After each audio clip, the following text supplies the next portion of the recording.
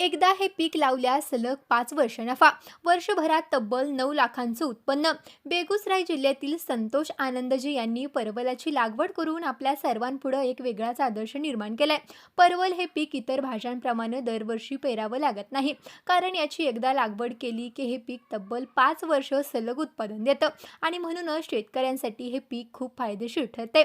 याच्या लागवडीविषयी बोलताना संतोषजी सांगतात की सप्टेंबर ते ऑक्टोबर हा परवलाच्या लागवडीसाठी उत्तम काळ मानला जातो. परंतु आपलं शेत जर मोकळं असेल तर वर्षातील कोणत्याही काळात नर्सरीतली याची रोपे लावता येतात.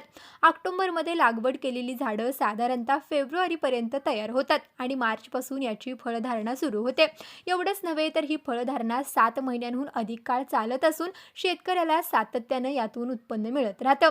परवलाच्या शेतीमधून एका एकरात दर आठवड्याला सुमारे 1300 ते 1400 किलो उत्पादन मिळत असून महिन्याला जवळपास 6 टन तर संपूर्ण वर्षभराच्या हंगामात साधारण 25 टन उत्पादन या पिकातून मिळतं.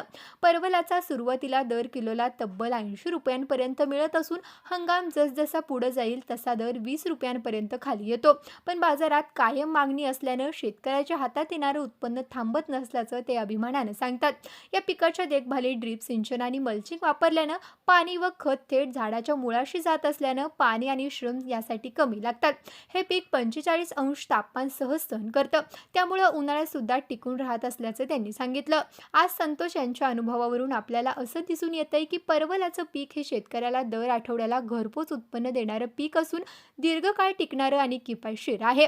आज संतोषजींना एका एकरातून वर्षाला सरासरी 9 लाखांचं उत्पन्न मिळत असून शेतकऱ्याला चांगला नफा मिळवून देणारं हे पीक सर्व परिचित झालंय. तर शेतकरी मित्रांनो, तुम्हाला ही यशोगाथा कशी वाटली कमेंट करून नक्की सांगा आणि असेच नवनवीन व्हिडिओ पाहण्यासाठी आत्ताच कृषी मंत्राच्या यूट्यूब चॅनलला सबस्क्राईब करा. त्याचबरोबर आमच्या फेसबुक आणि इंस्टाग्राम पेजलाही फॉलो करा.